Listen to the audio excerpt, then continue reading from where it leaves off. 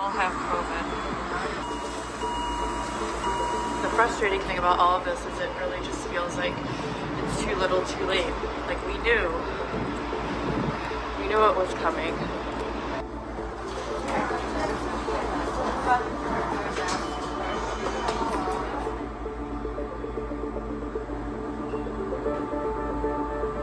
Today is kind of getting worse and worse. We had to get a refrigerated truck to store the bodies of patients who are dying. We are right now scrambling to try to get a few additional ventilators or even CPAP machines. If we could get CPAP machines, we could free up ventilators for patients who need them.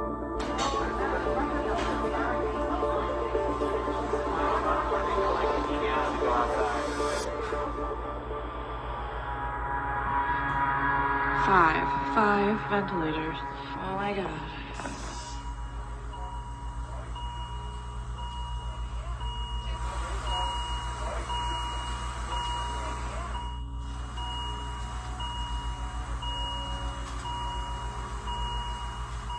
We now have these 5 vents. We probably, unless people die, I suspect we'll be back to needing to beg for ventilators again in another day or two.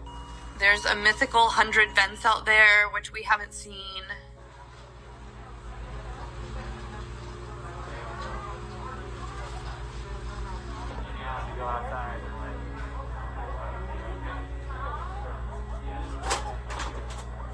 Leaders in various offices, from the president to the head of health and hospitals, saying things like, we're going to be fine, everything's fine. And from our perspective, everything is not fine. I don't have the support that I need and even just the materials that I need physically to take care of my patients. And it's America, and we're supposed to be a first world country. On a regular day, my emergency department's volume is pretty high. It's about 200 people a day. Now we're seeing 400 or more people a day. At first, we were trying to isolate patients with cough and fever and be more careful around them, but we weren't necessarily being extra careful around all the other patients. And then we started to realize that patients who were coming in with no fever but abdominal pain actually had findings on their x-rays and chest CTs that were consistent with this coronavirus, COVID-19. So if someone in a car accident gets brought in, and we get a CT scan of them, and their lungs look like they have coronavirus. We were seeing a lot of patients who probably had COVID, but we didn't realize. 10 residents and also many of our nurses and a few of the attending physicians got sick. The anxiety of this situation is really overwhelming. All of the doctors, it's hard for us to get tested even if we want to, even if we have symptoms. We're exposed over and over again. We don't have the protective equipment that we should have. I put on one N95 mask in the morning. I need to have that N95 mask on for every patient I see. I don't take it off all day.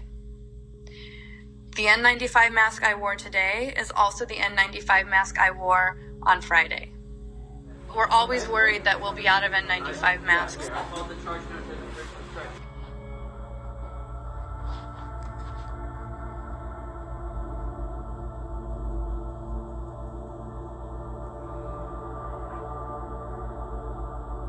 What's a little bit scary now is the patients that we're getting are much sicker. Many of the young people who are getting sick don't smoke. They're healthy. They have no comorbidities. They're just young, regular people between the ages of 30 and 50 who you would not expect to get this sick.